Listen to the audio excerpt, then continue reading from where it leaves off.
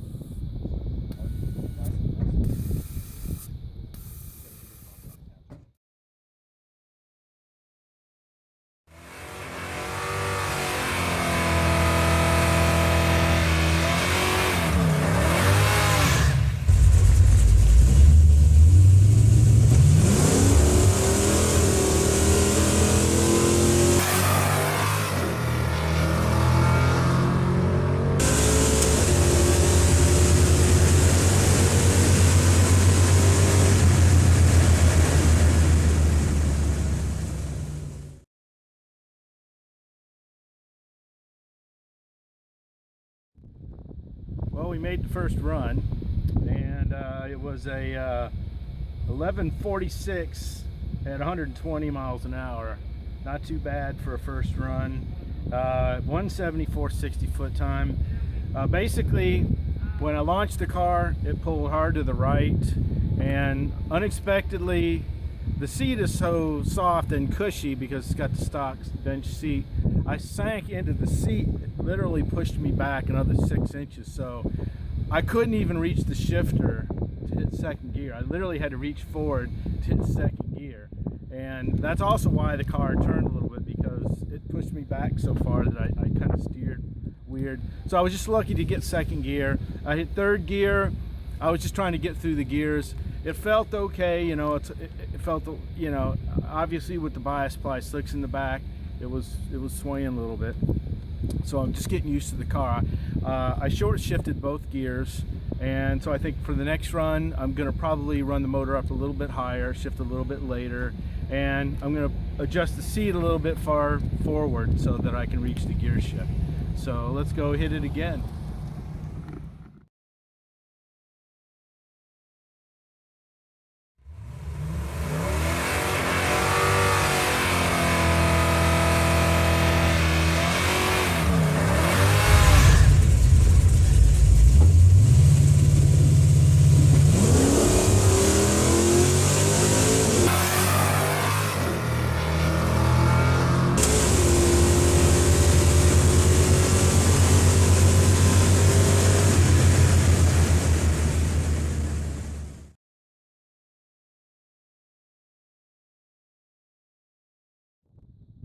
Well, that was run number 2. I ran 11:40 with an 8 at 121.1. So another mile an hour faster, another 6-7 hundredths of a second quicker, a 172.60 foot time. So it was a little bit quicker there. I tried to launch it a little bit harder, and I shifted like at 6 grand on both of those runs, on both of those shifts, and thought it was going to run a little bit quicker than that, but I just feel good that it got down the track nice and straight. So we might have a little bit of work in front of us, but you know, 121 miles an hour, you know, if I got the car to hook up, it'd be darn close to a 1090 if I could get it to hook up. If I could get that extra 10th or 15 hundredths of a second on the launch, I'd be there at a 1090. So we'll let it cool down and we'll run it again.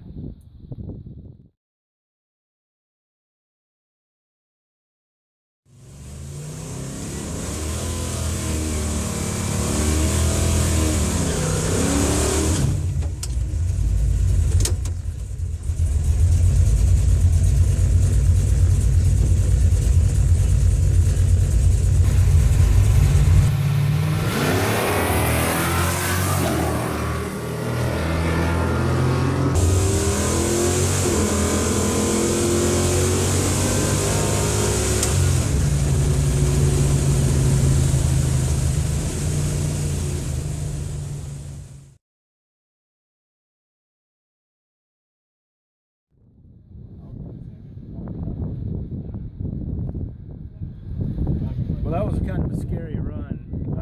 I actually did 60 foot really good when I lowered the tire pressure. I went at 163, launching really hard off the foot brake. I hit second gear and it just went crazy. It broke traction. It headed to the right, and then I hit second gear and it headed to the left. And as soon as I got beyond the tall retaining wall, and the side wind was just so hard, it just blew the car to the lefty wall, and I had to get out of it before the 1/8 of a mile. So that was a scary run. It was steering. It was steering itself, and I was trying to steer it straight. So maybe the next run I'm going to make, I'm going to put the tire pressure back up. Hopefully that'll stabilize the direction of the car. It won't want to wander around so much. Honestly, this tire is about 2 sizes too small for a 657 horsepower big block and a short wheelbase car like this. But you know, it's an A body. There's not a lot of room in the wheel tubs for a tire. 8.5-inch tires, the biggest we can get in there. We're going to try to make it work. I doubt we'll get into the 10s, but you know, if we put the tire pressure back up, I'm just going to give it hell off the line, and if it hooks up, we might be able to make a full pass and get it, you know, close to an 11.0. We'll try it.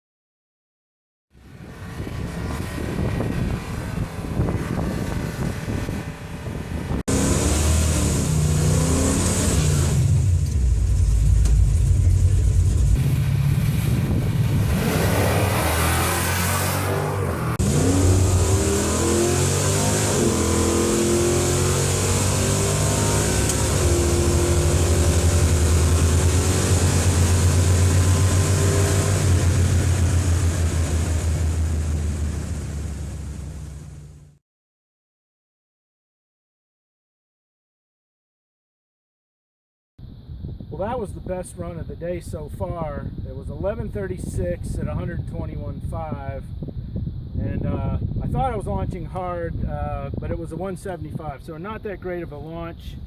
But and I short shifted it a bit too, but it seemed to like it better. It ran pretty good. The thing is that there's still a lot of instability in the car. I've driven cars that are a lot faster than this, where I didn't have to steer them as much or pay as much attention. You know, this car should, when I get it in third gear, it should just motor along in a straight line. But I'm having to babysit this thing going down track. So I don't know if it's a shock problem. Maybe I need to make an adjustment on the shocks. I don't know if I'm going to have enough time to do that today. I think I might just try to work a little bit more with this air pressure thing and get a little bit better feel of the car. But so far, 11:37 at 121.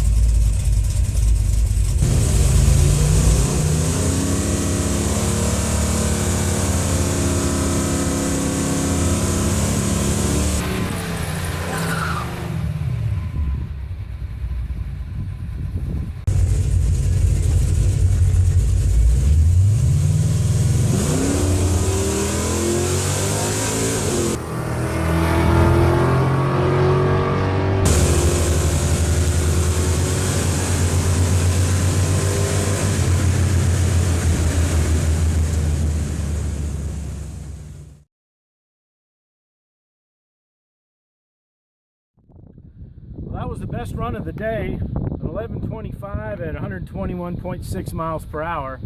And it was the best run of the day because we had a 163.60 foot time, which equals our best. Clearly, the car likes to have the 16 pounds of pressure in the tires. We looked back at the photography and we saw that the tire was smashed out nice, had a nice planted surface on the ground, sidewall was plenty wrinkled. So 16 pounds sounds high, but it was more than enough to get this tire planted. In fact, it could probably be a little higher, could probably gain back some stability, but we're going to call it a day because that's pretty good. At 121 miles an hour, you know, if we fiddled around with it, we might be able to take another tenth off, but we clearly got some more work that we have to do with this. One other thing that I wanted to mention is this Indy cylinder head low deck wedge motor ran like a Swiss watch all day long. It fires up, it runs, it never loads up, there's never a skip. It runs perfectly. You know, it's flawless. We drove it over here 45 minutes to the track, changed the tires, basically did nothing to the engine, made 5 passes. We're going to change the tires and take it on back home. So, you know, if you're looking for a really awesome street engine that can also double duty at the drag strip, look no further than Indy cylinder heads. We're very happy with this motor and glad to have it in our Project Valiant.